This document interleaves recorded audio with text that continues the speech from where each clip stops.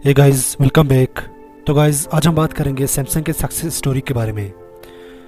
तो guys, Samsung जो कि एक जनूबी कोरियाई कंपनी है जिसे 1938 में ली व्यंग छल ने कायम किया था। इब्तदाई तौर पर इसकी बुनियाद एक तजारती कंपनी के तौर पर रखी गई थी। अगली 3 दहाइयों में इस ग्रुप ने खाने, इलेक्ट्रॉनिक्स, खुर्दा, टेक्सटाइल वगैरह जैसे कई शोबों में काम शुरू किया था।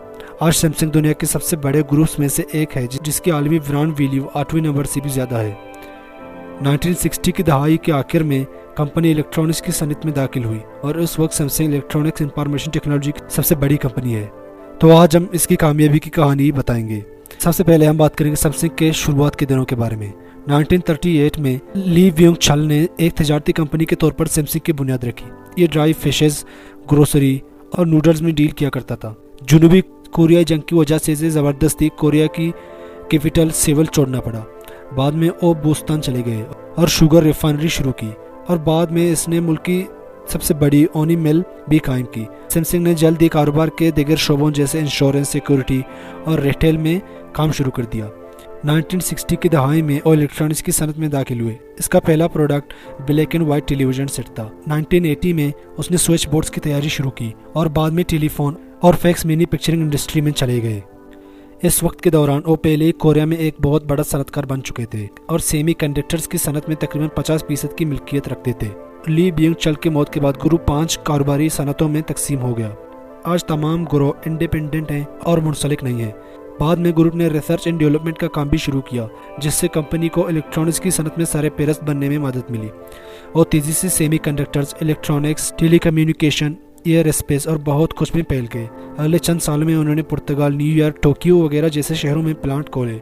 1990 के दहाई में मोबाइल और सेमी कंडक्टर्स सैमसंग इलेक्ट्रॉनिक्स के लिए आमदनी का सबसे बड़ा जरिया बन गए। 2000 की दहाई में सैमसंग गैलेक्सी मोबाइल ने जन्म लिया।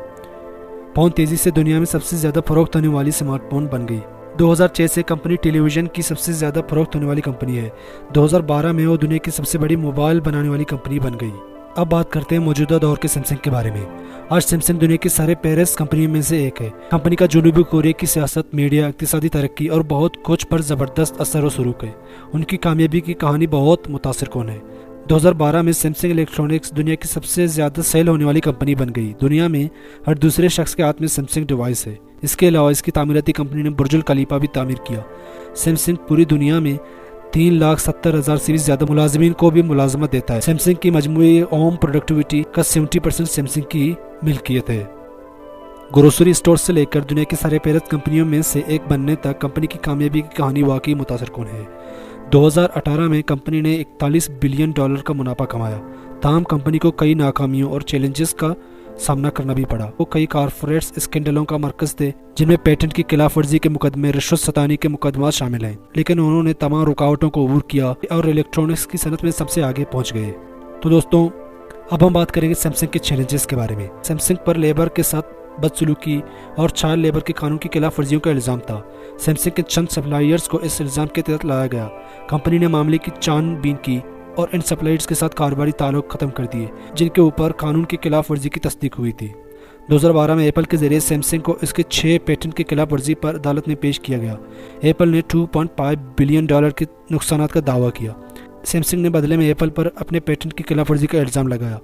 आखिर में यह हुक्म दिया गया कि सैमसंग को $1.05 बिलियन का अर्जाना अदा करना पड़ेगा और ये भी कहा गया कि एप्पल ने किसी पेटेंट की खिलाफ वर्जी नहीं की। इस फैसले ने एप्पल की जानिब से सैमसंग फोन्स के 8 मॉडल्स की फरोख्त पर पाबंदी लगाने की दरख्वास्त को भी मुस्तरद कर दिया। एक बड़ा चैलेंज जिसका सैमसंग को सामना था और 1987 में अपने बानी ली व्यंग छल की मौत के बाद था। कंपनी को 5 ग्रुप्स में तकसीम कर दिया गया था।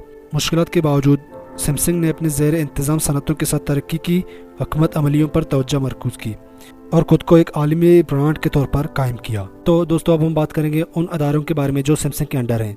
सैमसंग अपनी 12 बड़ी कंपनियों के जरिए अपना इज्तिमाई कारोबार चलाता है और उनकी फहरिस्त ये है। सैमसंग इलेक्ट्रॉनिक्स ये पूरे सैमसंग ग्रुप के पेशवर की हैसियत रखता है। तमाम कंज्यूमर इलेक्ट्रॉनिक्स और घरेलू आलात जैसे TV, AC, refrigerators, smartphone, semi conductors वगैरह इस डिवीजन के तहत आते हैं।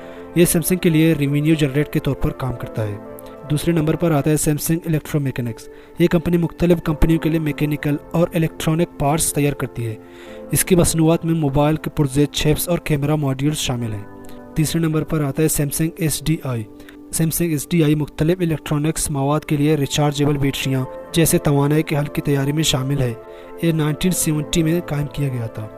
उसके बाद नंबर आता है सैमसंग SDS। सैमसंग SDS का मतलब होता है सैमसंग डेटा सिस्टम, जो इंफॉर्मेशन टेक्नोलॉजी फराहम करता है। अगले नंबर पर आता है सैमसंग इंजीनियरिंग। सैमसंग इंजीनियरिंग को पहले कोरिया इंजीनियरिंग के नाम से जाना जाता था, जो 1970 में काम किया गया था। ये दुनिया भर में केमिकल, प्रोटोकेमिकल, ऑयल रिफाइनरी, खाद और पावर प्लांट्स के डिज़ाइन और इस पर अमल दरामद के कामों में मसरूफ़ है। तो दोस्तों अगले नंबर पर आता है सैमसंग SDT कॉरपोरेशन। ये एक तामीराती कंपनी है जो दुनिया भर में मुख्तलिफ मशहूर ढांचे और सिविल प्रोजेक्ट्स की तामीर के लिए जिम्मेदार थी। बुर्जुल खलीफा, पेट्रोनास टावर्स और मर्सी गेटवे सभी सैमसंग की C&T कॉरपोरेशन ने बनाई है। अगले नंबर है चील वर्ल्ड वाइड।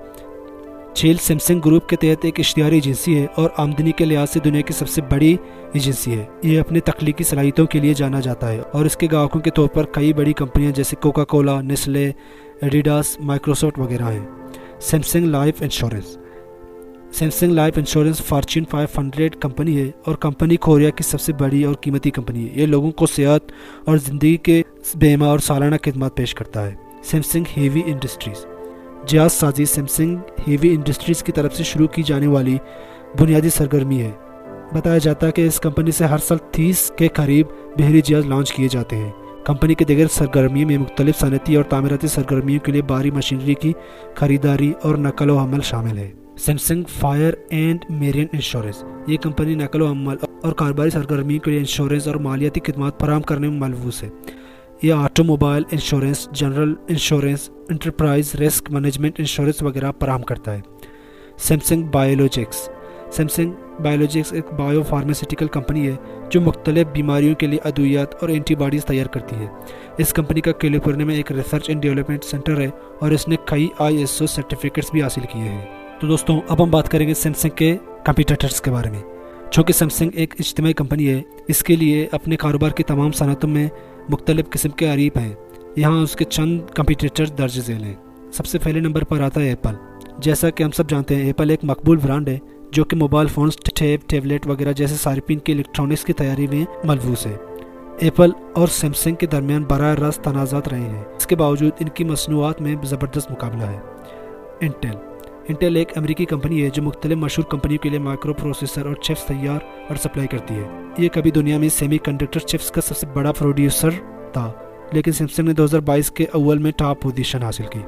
अगली कंपटीटर है LG electronics. LG corporation Samsung की तरह जनूबी कोरिया का एक और मल्टी नेशनल ग्रुप है। LG अपने TV, कंप्यूटर्स, गाड़ियों के अज्जा और दिगर घरेलू आलात के लिए मशहूर है। ये कंपनी दुनिया में TV बनाने वाली दूसरी सबसे बड़ी कंपनी है और पहली पोजीशन सैमसंग के पास है। तो दोस्तों सबसे आखिर में हम बात करेंगे सैमसंग के मुस्तकबिल के मंसूबों के बारे में। टुगेदर फॉर टुमारो एक नया विजन है जिसका ऐलान सैमसंग ने 2022 में एक पायदार मुस्तकबिल की तकमील के लिए किया है। इस पहल के साथ कंपनी ऐसी टेक्नोलॉजी बनाने की मनसूबाबंदी कर रही है जो कि माहौल पर कोई असर न छोड़े। इसके अलावा इस्तेमाल के बाद मसनूआत को ज़ाया करने पर ज़्यादा तवज्जो दी जाएगी।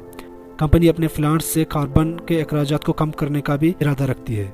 सैमसंग स्टैंड बाय के दौरान अपनी TV और पाउंड चार्जेस की बिजली की खपत को ख़त्म करने के लिए भी आगे बढ़ रहा है। इन आलात के बारे में कहा जाता है कि वो बिजली इस्तेमाल करते हैं जब वो ऑन होते हैं और इस्तेमाल में नहीं होते हैं। 2025 तक सैमसंग अपने डिवाइस की स्टैंड बाय बिजली की खपत को 0 तक कम करने के लिए पुरअज़्म है।